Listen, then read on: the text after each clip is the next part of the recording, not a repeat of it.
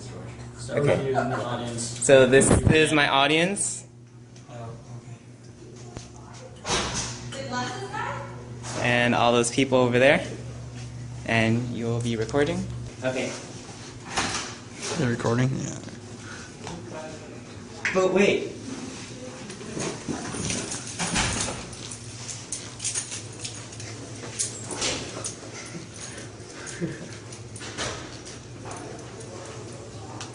Okay.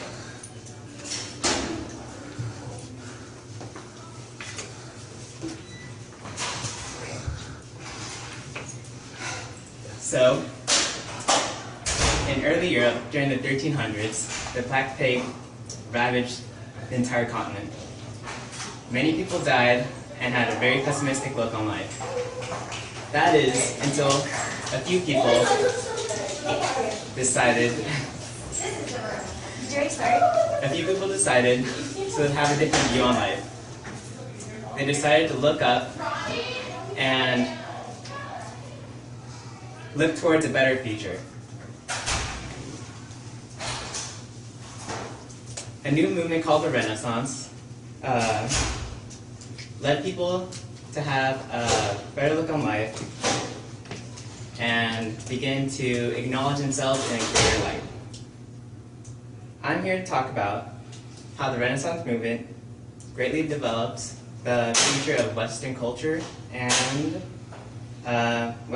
beliefs. So first of all, I'll talk about how the Renaissance talked about influenced our belief in human potential, and which has shaped our society greatly. First of all, it reinforces the principle of self-empowerment and personal ability. One such figure who emphasized this greatly was the artist known as Michelangelo. Many of you may know him, as he's a very revered figure. In 1501, he sculpted the sculpture of David. In a sense, this sculpture represented sort of a new light on human potential and human strength. He believed that as humans, we should have confidence in our abilities and not so much as revere the divinity, but revere ourselves as people and individuals.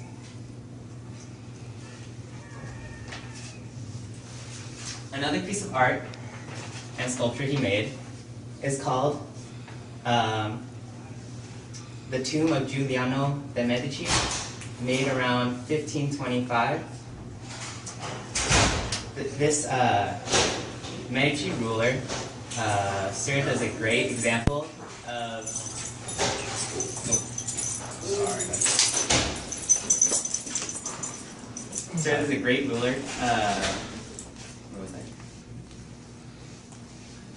who sort of embodied an image of self-confidence and dignity, and as being part of the Medici family, he had a great entitlement to the entire continent. Another figure who emphasized the concept of human potential was Machiavelli and his literary work called The Prince.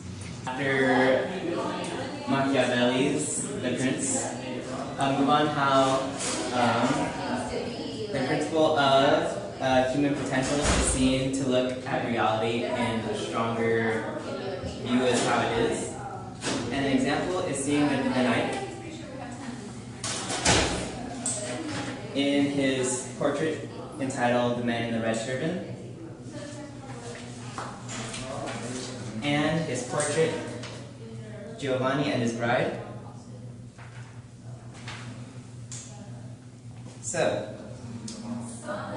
as the Renaissance started to look at reality in a stronger view, Van Eyck made the concept of self-portraiture and portraiture as a genre itself, instead of drawing divinity and the gods alike.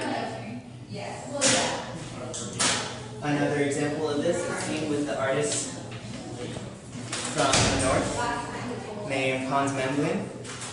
And like Van Eyck, he put his emphasis on portraiture, but unlike other artists, he incorporated the use of a 3/4 view, in which you could capture more of what is seen and what is evident in reality. Another example is seen with the man holding a coin of Emperor Nero. And now, I finished talking to you about how the Renaissance influenced our Western culture's view on human potential. I'll now move on to talk about its emphasis on scientific inquiry and how that's affected our modern culture and Western beliefs. Our society is now centered on technological and scientific advancement, and so we can trace its roots back to the Renaissance, in which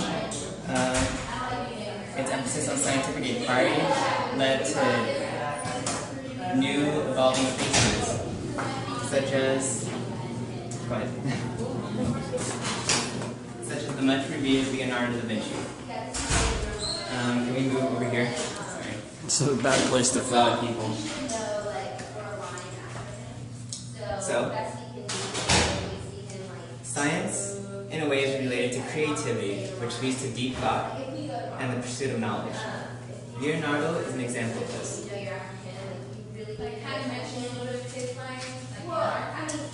An example of one of his many creative inventions was a self-prepared cart. Although he did not make it himself, scientists studied his sketchings and drawings and have realized that through his creativity he was able to accomplish, in a sense, the world's first car, in which it could operate by itself using running on gears and springs. Another invention of his is the ornithopter, which is a plane-like machine which demonstrated his understanding of aerodynamics as well as fascination with birds. Another aspect of scientific inquiry developed in the Renaissance is the emphasis to know how to reason and analyze things critically. An example of this is Francis Bacon with his pioneering idea of the scientific method. He proposed inductive reasoning, in which it's taking specific instances and tying them into a general idea. And he also emphasized that it's important to look at nature and to observe its every qualities. Another example is the astronomer Copernicus, with his revolutionary idea using math and logic to prove heliocentricity, which is saying, disproving common belief that we do not rotate around the sun. Everything celestial bodies do not rotate around us, but we rotate around the sun. So, as I've explained, the Renaissance has shaped our values, and through its emphasis on human potential and scientific inquiry, we have been able to better ourselves in a way where we promote humanism and societal growth. Much like the masters who sought to bring Europe out of its Middle Ages, I believe using this humanism and scientific knowledge, we will be able to better our communities and societies in which we will all grow as humans and individuals. Thank you very much for your time.